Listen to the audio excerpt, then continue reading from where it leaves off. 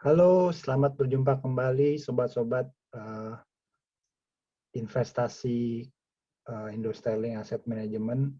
Selamat berjumpa kembali dalam podcast di Klinik Investasi Indo Sterling Asset Management. Kali ini di tahun 2021 kita awali dengan podcast Investment Note di Februari 2021.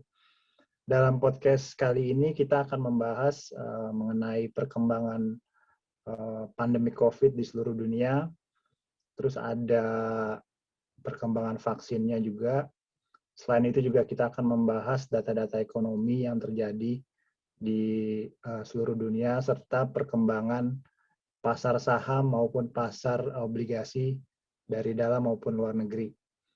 Seperti biasa, saya ditemani oleh Ibu Trianti Kusmaning Tias sebagai portofolio analis PT Indo Sterling Asset Management, serta Pak Ibrahim sebagai portofolio analis PT Indo Sterling Asset Management. Yang pertama saya persilakan Ibu Trianti untuk membawakan presentasinya. Untuk bagian pertama kita akan membahas data ekonomi di bulan Januari, juga tentang update vaksin COVID.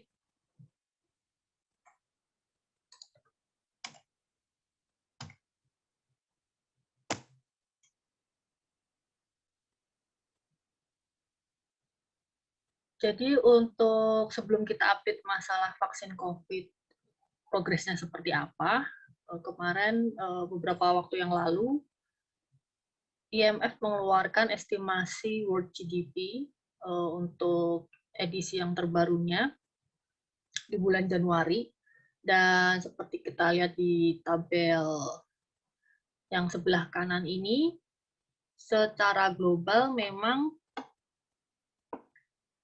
proyeksi GDP untuk 2021 dibandingkan yang proyeksi yang dikeluarkan IMF pada bulan Oktober memang mengalami kenaikan.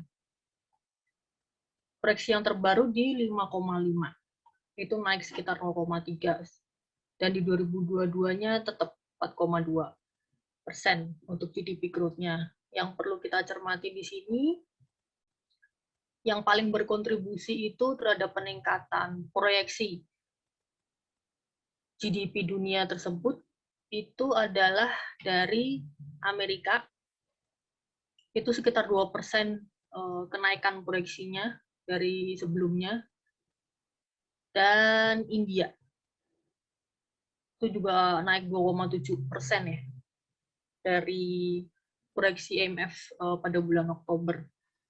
Sedangkan sayangnya kalau kita lihat Indonesia, kita sebenarnya proyeksinya mengalami penurunan, jadi 4,8 itu berkurang 1,3%. Terus juga kalau kita lihat yang berkurang cukup banyak itu Eropa, Inggris, Kanada, di atas 1% semua turunnya. Jadi yang mengalami peningkatan estimasi untuk pertumbuhan GDP 2021 itu yang paling banyak mengalami kenaikan itu United States sama Amerika Serikat dengan India.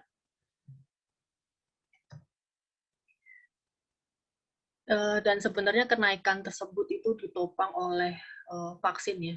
Vaksin juga stimulus yang akan dikeluarkan oleh pemerintah Amerika Serikat sendiri, yang diharapkan dengan kemenangan Partai Demokrat, kemungkinan stimulus fiskalnya akan berlanjut dan dengan jumlah yang cukup banyak. Jadi itu diharapkan mempercepat pemulihan perekonomian Amerika Serikat sendiri. Sedangkan untuk perkembangan COVID sendiri secara global, kalau kita lihat itu, ini adalah mengenai stringency index. Itu intinya seberapa ketat pemerintah dalam suatu negara itu melakukan pembatasan-pembatasan terkait dengan COVID. Kalau kita lihat angkanya, atau dari warna kita lihat ini, kita bandingkan antara Oktober dengan Januari. Jadi kalau kita lihat itu skalanya dari 0 sampai 100, semakin tinggi mendekati 100 dengan warna yang kita lihat semakin pekat, oranye atau merah ini, berarti negara tersebut sedang menerapkan pembatasan yang sangat ketat. Kalau kita lihat Oktober dibandingkan Januari, kita lihat bahwa negara-negara di dunia kembali menerapkan pembatasan yang sangat ketat ya. Kalau kita lihat China yang tadinya warnanya orange malah jadi merah, Kanada yang tadinya orange jadi merah, orange yang lebih muda jadi lebih pekat. Kita lihat intinya pada bulan Januari itu secara umum pemerintahan negara-negara di dunia justru semakin menerapkan pembatasan karena memang ada kenaikan penyebaran COVID-19 di negara mereka. Jadi walaupun kemarin sempat ada euforia vaksin di bulan Desember, November, Desember, tetapi ternyata di Januari justru mereka semakin melakukan pembatasan. Selain itu, kalau kita bicara masalah vaksin, yang kita perlu lihat cermati juga adalah masalah pemerataan distribusi vaksin itu sendiri. Memang beberapa negara sudah bisa memproduksi maupun atau sudah mendapatkan komitmen produksi vaksin dari negara produsen. Namun yang perlu dicermati adalah pemerataannya. Kalau kita lihat sendiri di sini, ini distribusi vaksin berdasarkan tingkat pendapatan negara dari mulai negara-negara yang high income, negara yang menengah ke atas, menengah ke bawah, negara berpendapatan rendah, maupun yang COVAX. COVAX ini yang negara-negara bergabung mengumpulkan sejumlah vaksin gitu yang dapat distribusikan ke negara-negara yang kurang mampu, negara-negara berkembang yang kurang mampu untuk mendapatkan vaksin COVID secara gratis. Kalau kita lihat ini jumlahnya sangat timpang dari negara-negara yang high income dibandingkan negara-negara lain. Ini kalau negara yang selain high income ini kalau dijumlah itu tetap lebih kecil daripada kepemilikan vaksin yang dimiliki oleh negara-negara high income. Di sini sangat terlihat ketimpangan yang luar biasa memang antara negara high income dengan di luar negara high income masalah kepemilikan vaksin itu sendiri.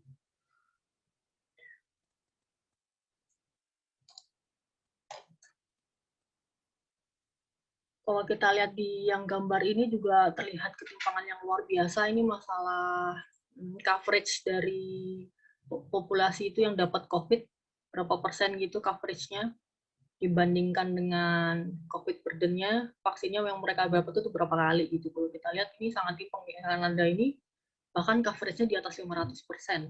UK, USA di level di atas 400%. Kalau kita lihat sangat timpang dengan negara-negara berkembang, apalagi negara yang low income. Di Indonesia aja kita di level segini hanya sekitar mungkin 67-70% coverage-nya memang sesuai dengan mau pemerintahan kita memang sekitar 70% dari total populasi dan sini dari total COVID burden-nya sendiri kita 67-70%. Sedangkan kalau kita lihat negara-negara ini, contohnya negara African Union ya, yang untuk low income itu coverage-nya sangat kecil di bawah 50%, mungkin 20-30% saja.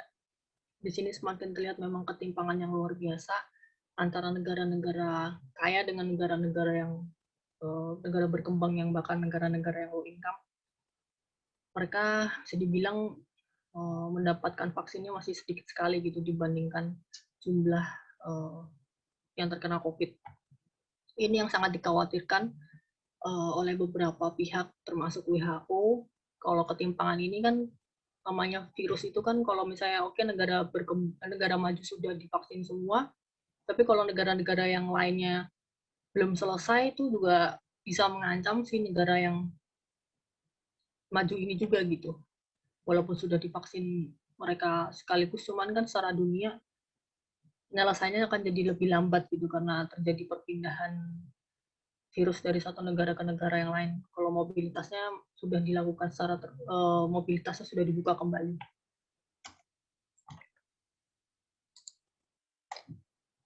Lalu masalah progres vaksin, beberapa negara memang sudah mulai melakukan vaksinasi. Seperti kita lihat di tabel ini, update yang data terakhir tanggal 2 Februari secara global itu hariannya sekitar 4 juta orang telah divaksin. Dengan yang paling tinggi tentu saja Amerika Serikat sekitar 1,3 juta. Berikutnya China. Sedangkan Indonesia kita masih di level 48-49 ribuan orang per hari yang divaksin. Dan kalau kita lihat secara global seperti ini, memang lagi-lagi kalau negara berkembang, lajunya masih dibilang cukup lambat gitu. Ini angka-angka jumlah orang yang rasio orang yang divaksin per 100 orang. Bahkan kayak Indonesia, India itu belum nyampe 1 orang per 100, tidak mencapai 1 orang per 100 orang gitu yang sudah divaksin, masih sangat-sangat kecil. Dibandingkan lagi-lagi negara-negara maju, Amerika Serikat sudah mencapai 10 orang,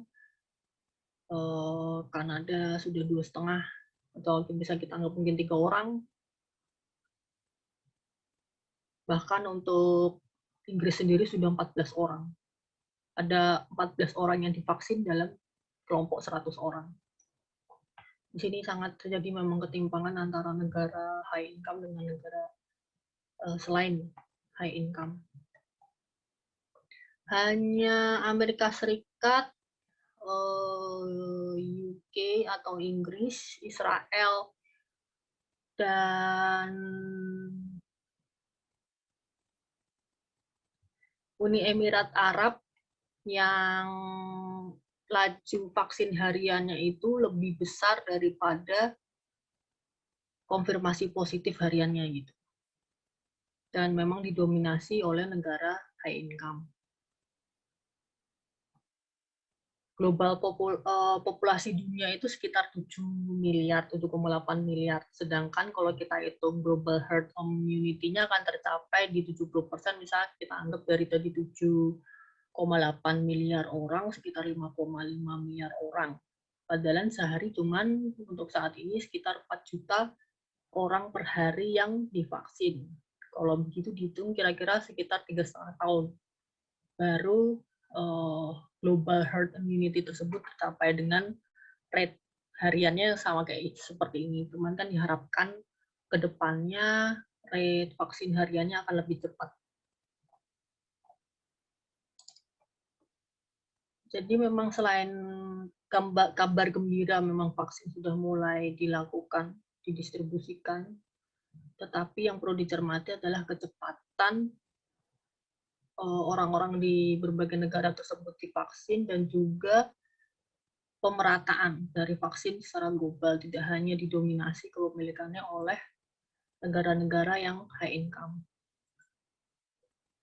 Itu yang pasti akan dicermati oleh para investor secara global ya, lajunya seperti apa, karena itu sangat menentukan laju pemulihan ekonomi secara global. Untuk data-data ekonomi yang rilis bulan Januari kemarin, kalau kita lihat untuk Amerika Serikat sendiri data ekonominya membaik karena mereka salah satu negara dengan rate vaksinasi yang paling tinggi. Kita lihat di Desember Januari angka PMI mereka semakin mengalami peningkatan. Untuk tenaga kerjaan walaupun Desember kemarin sempat turun, Januari sudah mengalami perbaikan untuk angka pengangguran, angka jumlah tenaga lapangan pekerjaan yang baru itu mengalami peningkatan semua.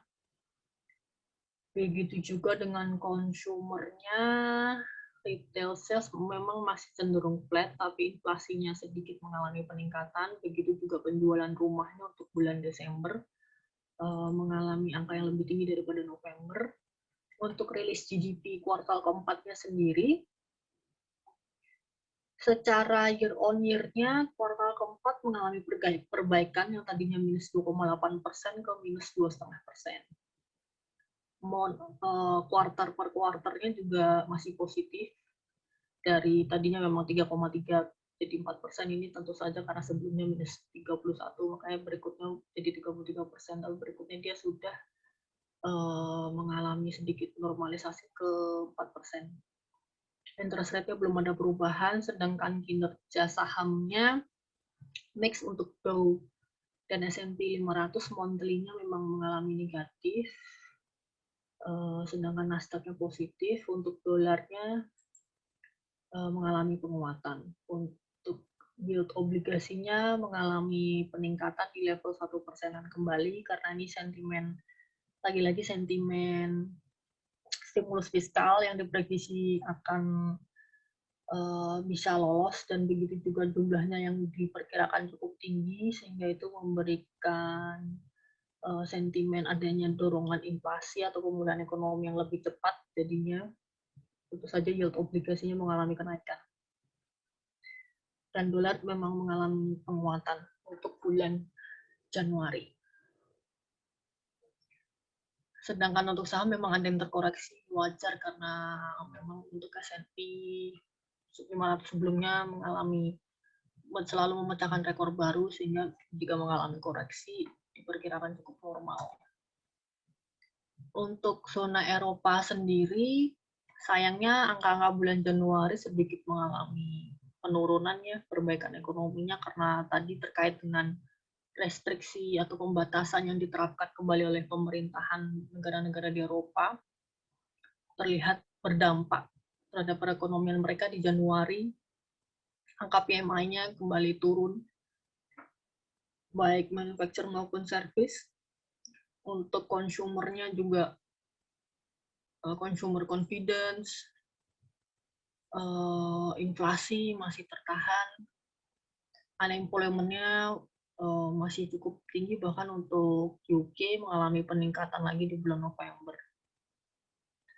Untuk suku bunga belum ada perubahan, masih di level yang sama.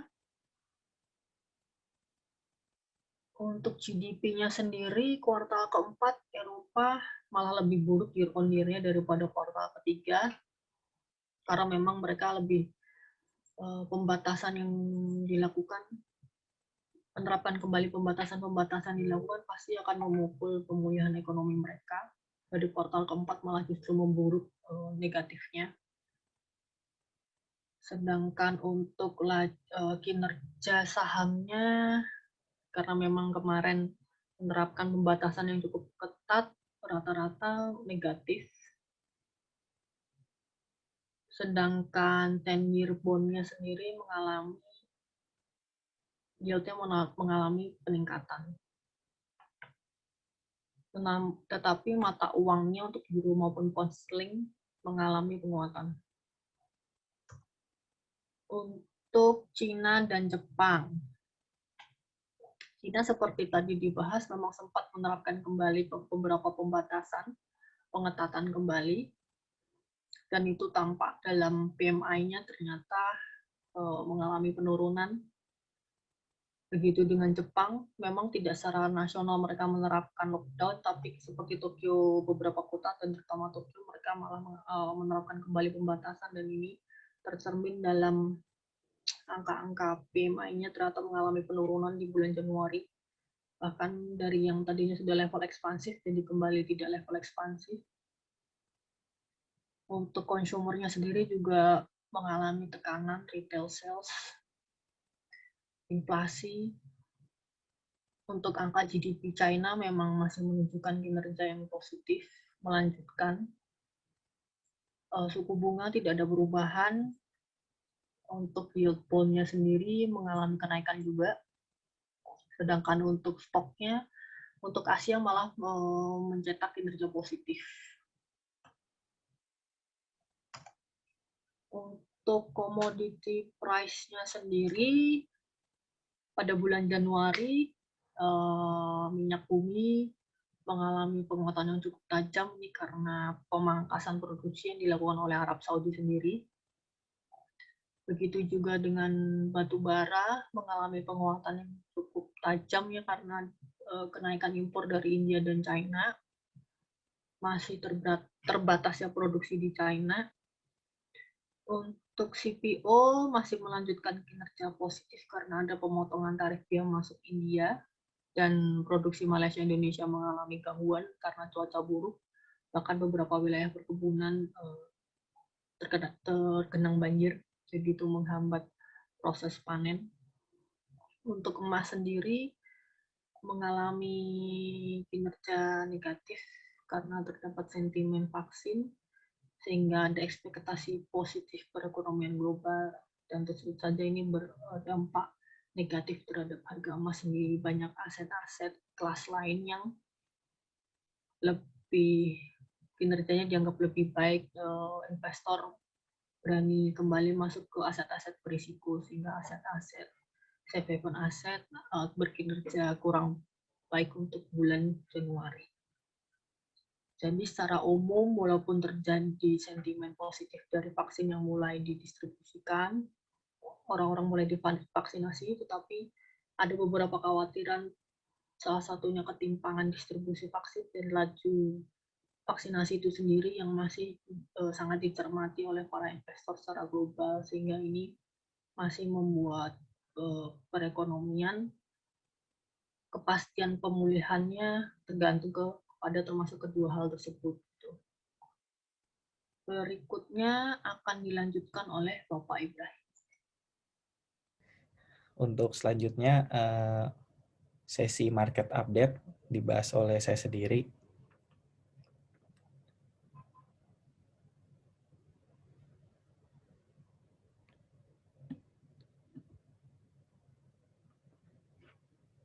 Nah, ini beberapa data yang menjadi penggerak pasar modal di bulan Februari. Salah satunya adalah laju penyebaran COVID-19 sendiri di Indonesia.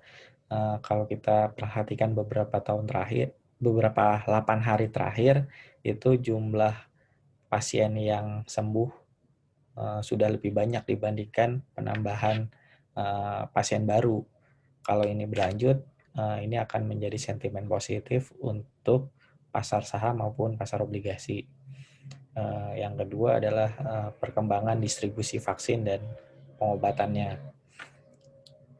Selanjutnya, ini chart IHSG. Secara jangka menengah, IHSG masih memasuki tren kenaikan, dikonfirmasi oleh harga yang masih berada di atas MA100 dan volumenya cukup kuat. Kita lihat di sini sejak bulan Oktober indeks masih berada di area uptrend. Kenaikan IHSG juga didukung oleh masuknya investor asing kembali di pasar saham. Secara year to date hingga 5 Februari 2021, investor asing mencatatkan net buy sekitar 14,97 triliun. Nah, ini menjadi sentimen positif untuk pasar saham. Selanjutnya untuk sektor yang menjadi penggerak indeks, yaitu ada sektor perdagangan dan jasa. Ini naik 9,03%, disusul oleh sektor basic industry yang naik 8,42%. Untuk sektor pemberat indeks ada perkebunan, indeks perkebunan yang turun 4,74%.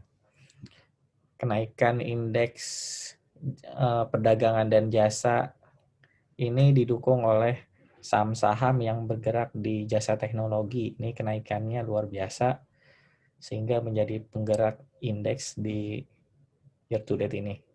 Selanjutnya, nah ini ada data yang cukup menarik. Terdapat kenaikan utang margin di bursa US sehingga meningkatnya penggunaan utang margin secara signifikan mengindikasikan bahwa kenaikan indeks itu sifatnya berpotensi sementara karena setiap terjadinya pembayaran, kalau kita lihat di sini secara historis, ketika terjadi pembayaran atau penurunan utang margin, maka secara historis indeks saham S&P di sini sampelnya ini mengalami penurunan cukup drastis. Sehingga untuk kondisi ini ada potensi penurunan untuk di saham-saham global seperti di Amerika. Untuk itu diperlukan adanya perbaikan kinerja laporan keuangan dari sisi emitennya untuk meningkatkan kepercayaan investor secara jangka panjang, karena di sini investor masih menunggu tentang kinerja laporan keuangan di tahun 2020. Selanjutnya,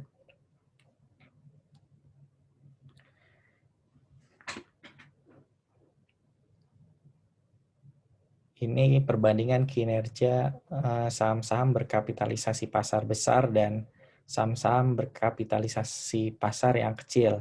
Ternyata di Indonesia sendiri, saham-saham yang outperform adalah saham-saham yang memiliki nilai kapitalisasi pasar yang kecil. Kalau dilihat dari bulan Maret sampai saat ini, saham berkapitalisasi pasar kecil itu sekitar 50% lebih unggul dibandingkan saham-saham berkapitalisasi pasar besar. Karena mengingat saham-saham berkapitalisasi kecil ini memiliki likuiditas yang terbatas sehingga pergerakannya cukup volatile ya. Nah, ini ada saham-saham penggerak indeks. Beberapa saham diantaranya adalah saham-saham berkapitalisasi menengah dan kecil. Itu ada MTEK, ada Bank Arto, dan DCII ini baru IPO beberapa bulan ini ya kalau nggak salah. DCII.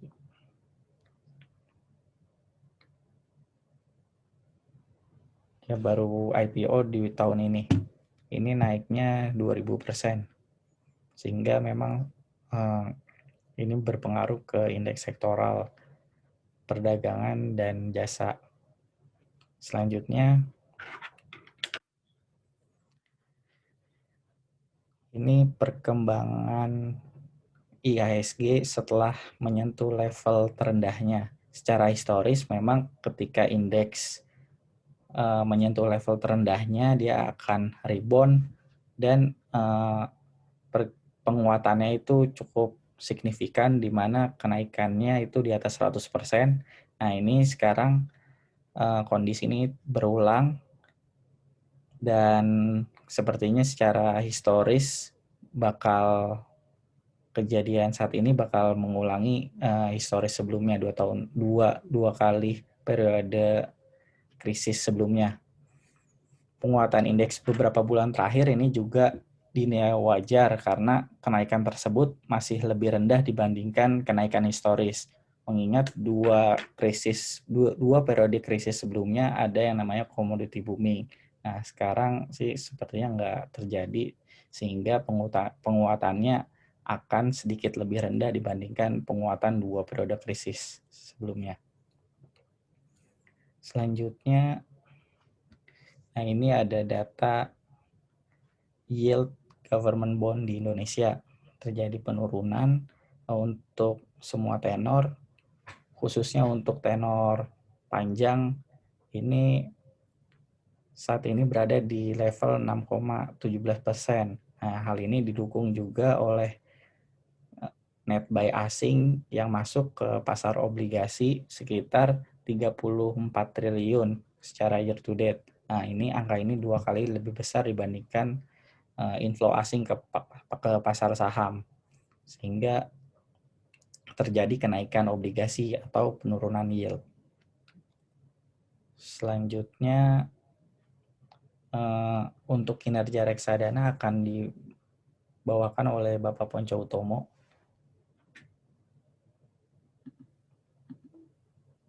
Ya, terima kasih Pak Ibrahim dan Ibu Trianti Kusmaningtia sebelumnya. Selanjutnya saya akan menjelaskan sedikit performa dari reksadana yang dikelola oleh Indo Sterling Asset Management. Yang pertama ada kinerja reksadana Indo Sterling Pasar Uang. Secara since inception, Indo Sterling Pasar Uang sampai dengan kemarin di akhir Januari sudah berhasil membuka yield sekitar 8,6%, sedangkan benchmark di 9,40%. Sebagai pengingat saja, apabila sobat-sobat investasi Industrial Asset Management ingin berinvestasi di reksadana pasar uang Industrial Asset Management, ini juga ikut turut menyumbang kepada 3 yayasan yang bekerja sama dengan Industrial Asset Management, yaitu Yayasan Pita Kuning, Yayasan Vertical Rescue, dan Rumah Faye. Jadi ada benefitnya selain investasi, yaitu ikut melakukan charity atau menyumbang. Selanjutnya ada kinerja reksadana Equitas Liquid Plus sejak penerbitan atau sale inception di 8 Maret 2019. Kinerja Industrial Equitas Liquid Plus berhasil meningkat 2,53%, sedangkan benchmark masih minus. Pertama IHSG minus 8,16%, dan benchmark LQ45 minus 8,34%. Mungkin selanjutnya saya akan sedikit memberikan ringkasan untuk podcast yang hari ini sudah ditampilkan tadi. Yang pertama, di berbagai negara tingkat pengetatan wilayah kembali lebih ketat dibandingkan di Oktober 2020. Walaupun vaksin sudah mulai dilakukan kepada masyarakat di dunia, namun negara-negara di dunia mulai masih atau kembali menerapkan penerapan pengetatan kegiatan karena kasus COVID masih meningkat. Selanjutnya, progres vaksin. Progres vaksin masih didominasi oleh negara-negara maju yang seperti diketahui mereka sudah mempunyai cadangan atau vaksin yang persediaan vaksin yang sudah bagus, jadi tinggal melakukan vaksinasi saja. Jadi lebih banyak tingkat vaksinasinya dibandingkan negara-negara di dunia lainnya, karena mereka adalah produsen, jadi mereka akan memenuhi kebutuhan dalam negeri terlebih dahulu, baru akan didistribusikan ke seluruh dunia. Untuk dari commodity price, semua rata-rata trennya naik, hanya emas saja yang mengalami koreksi ini karena mulainya vaksinasi ini akan memberikan outlook yang lebih positif bagi ekonomi dunia. Jadi investor mulai sedikit meninggalkan aset-aset defensif seperti emas. Jadi emas sedikit mengalami koreksi. Untuk pasar saham dalam negeri, seperti diketahui dari Maret 2020 sudah mengalami rebound dan trennya juga masih uptrend. Kalau kita lihat flow dari investor asing sudah kembali masuk sekitar 14 triliun di pasar ekuitas Indonesia. Kalau untuk dari pasar obligasi Indonesia sendiri, trend yield-nya mulai menurun. Ini juga terkait dari masuknya investor asing yang sudah mencapai 34 triliun sejak year to date. Jadi outlook yang mulai stabil positif memberikan positif bagi investor asing untuk kembali ke emerging market, khususnya Indonesia.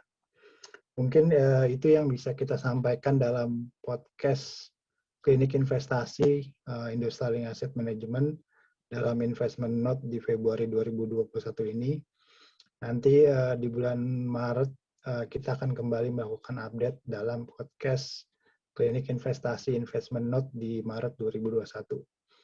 Terima kasih atas perhatian dan kerjasamanya. Mungkin kalau misalkan ada kritik, ada pertanyaan, bisa melakukan di sosial media yang ada di Industrial Asset Management. Terima kasih.